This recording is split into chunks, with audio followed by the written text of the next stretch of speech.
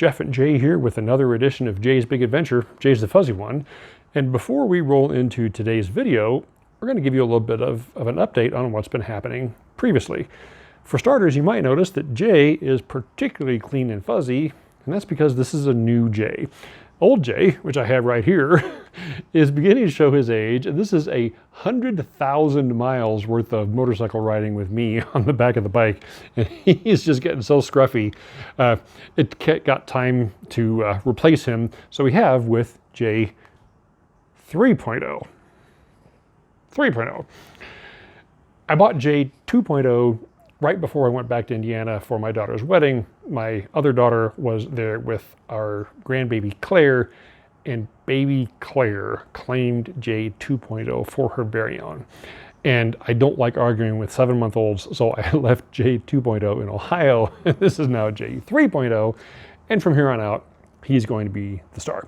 Anyway, we're going to look at a video that I created while trying to buy a motorcycle that I had heard about through the grapevine from a friend of mine.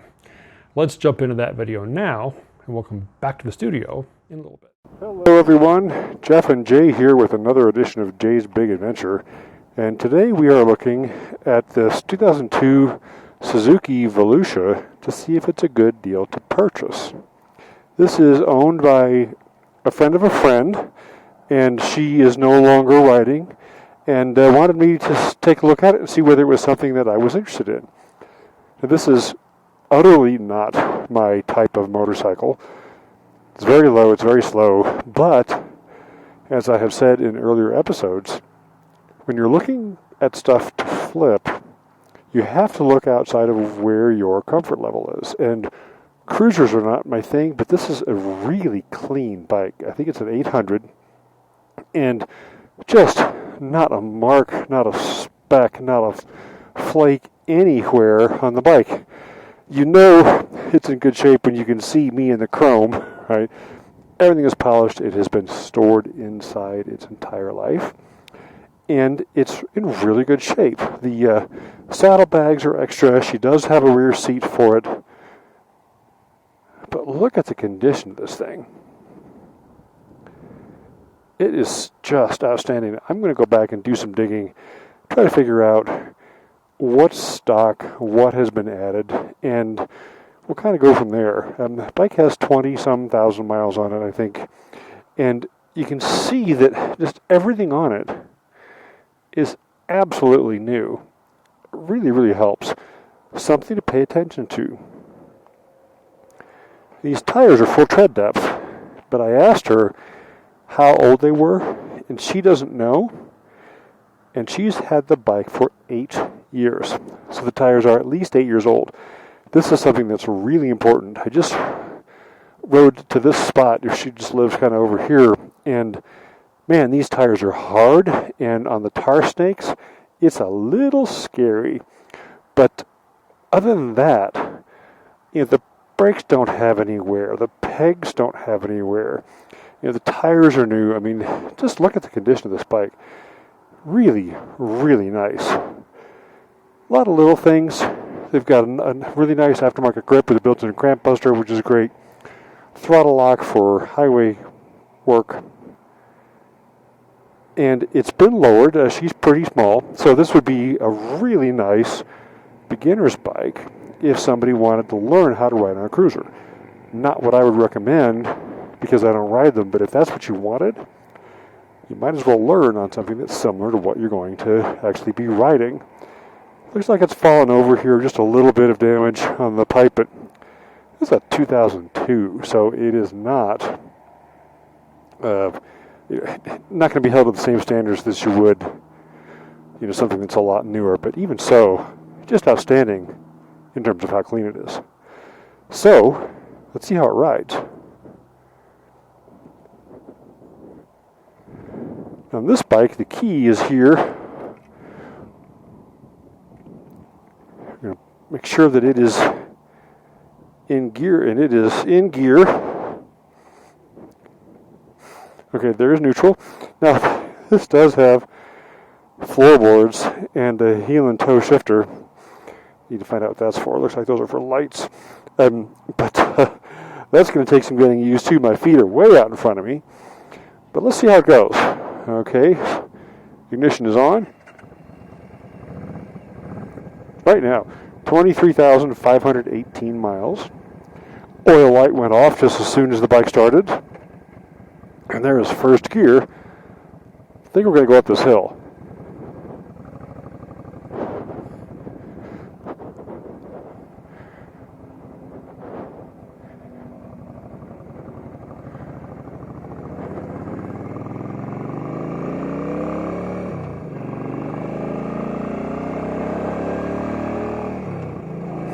And it runs really well.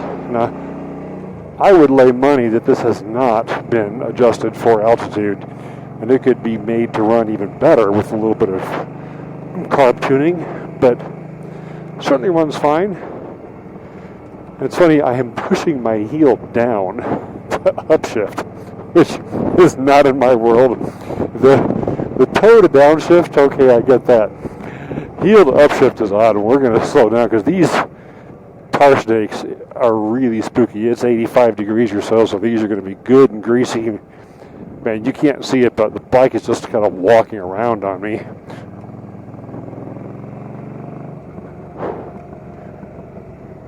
Try out the brakes. The brakes are good.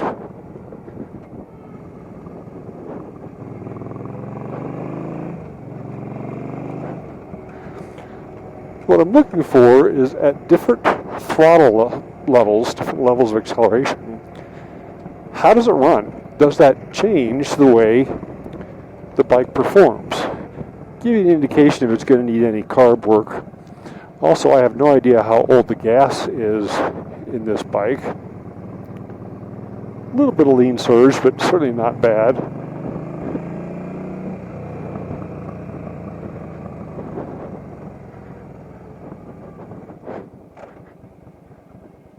It seems to run just fine. God, the snakes are just greasy as hell. Yikes.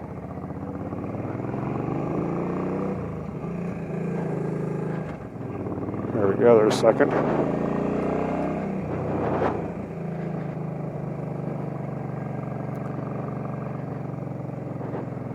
I'm actually going to stay in the gutter. It's just so much safer. These tire snakes, these old tires. So that's something to really be careful of. If you're test riding a bike that you don't know and you haven't asked these questions, you could really get in trouble by going into a corner at a speed that is perfectly reasonable for your bike and get totally caught out by a combination of, oh, there's a lot of tire snakes here. And these tires are as hard as rocks. Good grief. It does seem to run really well. So let me fill you in on what happened after the test ride. Took the bike back to her house. She wanted $2,800 for the motorcycle, which I think was actually pretty fair. The NADA ranges anywhere from $2,500 to $2,800. Had quite a bit of additional equipment. Had one of those really nice roll-around stands where you just roll the bike up under the stand and then you can push it around the garage. And those are not inexpensive. It has a rear seat for it, had the windshield, had the saddlebags, a lot of additional value that helps me sell the motorcycle. When it finally came down to it though, she would not go below $2,500. Now, I could have been, a dweeb and offered her $1,500 or $1,800 and made her mad. But in this case, I couldn't because she is a good friend of my partner, Laura's. And she and Laura have worked together for years, and I could not lowball her and risk hurting their relationship by me being a douchebag and trying to steal her motorcycle. So basically it came down to there wasn't anything that I could do. And then as I was walking out the door, I said, you know what, let me ask you one other question. What would you say to letting me sell the motorcycle for you? I just don't want to have to buy it first. And I explained to her, by the time I license it and plate it and title it and insure it, now all of a sudden my profit margin is gone and my motivation for selling that bike is gone. Now, I've had motorcycles in the past that I've paid almost retail for. I bought a really nice BMW F800R 2013. Only had 4,000 miles on it, had the $1,000 saddlebags. I worked for BMW back in the 2010 to 2013 range. I love that bike, and I've never owned one because they're 10, 12, 13 grand new, and I need a bigger motorcycle for a daily bike. That wasn't going to work. But as a second motorcycle, those are actually really cool. And this one now was inexpensive enough where, you know what, I've wanted to live with one for a while. So even though I paid pretty good money for it, I knew that worst case scenario, I'll ride it for a year and get my money back. I don't want to spend retail for a bike I don't care for, and this Cruiser is not a bike that I would ride. But a free motorcycle for a year, worst case scenario, is not a bad program. So you can always go that route. On this bike, because I didn't need it, because I didn't want it, I wasn't going to do that. But selling it on consignment fixed all that. So took the bike back to the house, took a bunch of good pictures, advertised it, and the third phone call I got from a guy that ended up buying the bike. He came out with his buddy, it was actually for him, rode it around, went up and down the street. I had them sign a test ride agreement, and I took the cash before he got on the bike. He rode around the neighborhood just to verify that it did indeed run and drive like I said it did, and it was done. So at that point, I had the title. She had not signed it. So we went back over to her place. She signed the title, handed him, the records and all that stuff. And away they went. As it turns out, they couldn't keep the rolly stand because they didn't have a garage. They didn't need it. So I kept that. Because this whole process only took a day and a half, she handed me $300 cash. I told her I would take 10% as a commission. Handed me $300, and I kept the $200 stand. So for 90 minutes worth of real work, I made $500. That's how this program works. Look for a bike that you can make money on, but if you can't make money buying it yourself, see whether they will let you sell it on consignment. You've got no money invested, you can take a shorter deal, and $500 isn't going to change your life, but it sure made my day. That's this episode. Please watch, please like, please subscribe, please share. If you have any questions or comments, please leave them in the comments, and we will go from there. Who knows, maybe the next topic that we cover was the one that you suggested.